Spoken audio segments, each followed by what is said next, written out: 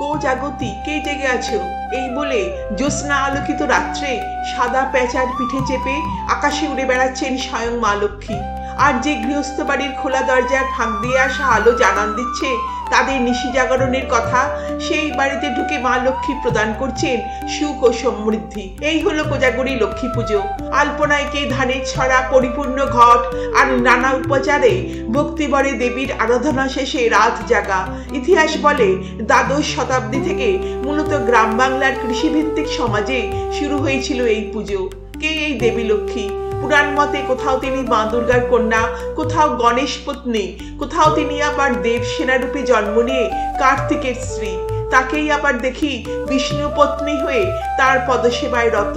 তার জন্ম জীবনের ঘটনা নিয়ে রয়েছে নানা কাহিনী। আসলে রামায়ণ, মহাভারত সহ অসংখ্য পুরাণ লিখিত হয়েছে 4th খ্রিস্টাব্দ থেকে প্রায় 11 খ্রিস্টাব্দ পর্যন্ত, আর তারই ফলে জন্ম নিয়েছে নানা কাহিনী। বিষ্ণু পুরাণ অনুযায়ী তিনি ঋষি ভৃগু আর তার স্ত্রী খ্যাতির কন্যা। আবার স্কন্দ পুরাণ মতে নারায়ণকে পাওয়ার আশায় দেবী লক্ষ্মী দেবী পার্বতীর মতোই কঠোর তপস্যায় মগ্ন।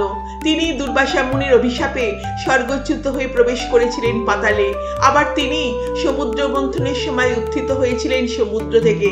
সবচেয়ে মজার কথা হলো তিনি মা দুর্গার কন্যা তো দূর, বর্তমানের দেবীদের মধ্যে সবচেয়ে প্রাচীনা। খ্রিস্টপূর্ব 5ম শতকে বৈদিক সাহিত্য শ্রী সুক্তয় তার প্রশংসায় রচিত হয়েছে নানা স্তোত্র।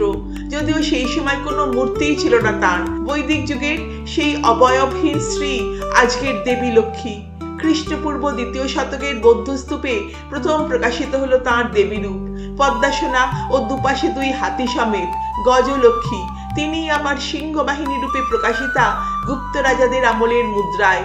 এত বছর এককভাবে প্রকাশিত হবার পর 4th শতকের সময় থেকে তিনি আবার হয়ে উঠলেন বিষ্ণুর স্ত্রী।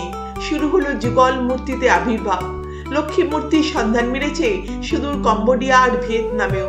সর্বশেষে আপনাদের পরিচিত করাই এই 2 জাপানি আর চাইনিজ লক্ষ্মী দেবীর সঙ্গে। ইনি হলেন জাপানি লক্ষ্মী কিচি জোতেন, অফুরন্ত ফসল, সৌন্দর্য আর উর্বরতার দেবী। আর ইনি হলেন চীনা বৌদ্ধ ধর্মের লক্ষ্মী গং দু তিয়ান।